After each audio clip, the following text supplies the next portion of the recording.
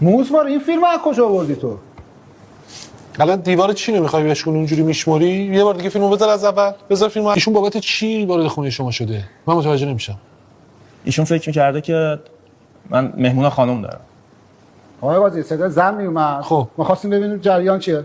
بعد همینجوری وارد خونه ساختمون خب بالاخره خانواده داره زندگی می‌کنه. خب درست نیستش خونه یه مجرد صدا زن بیاد. من متوجه نمیشم. شما وقتی دیدی از داخل منزل ایشون صدای زن اومده بدون اجازه ورود کردی به منزل ایشون؟ که پشت آب جمع کن. تمسا شده برام. کجا نمیش کردی؟ چرا درش خوندی؟ چرا با لگد میای تو؟ کدوم دوست فیلمو نگاه دار. دختره چیه؟ دنبال چی میگشتیم؟ صدای خانم میومد تو خونه‌ش آقای قاضی. خب بیاد.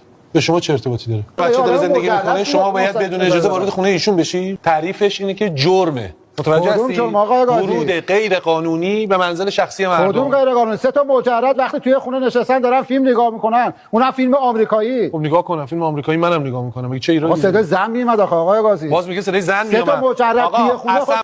به فرض که ایشون تو منزلش قتل مرتکب شده، شما اجازه نداری بدون اجازه وارد خونه ایشون بشی.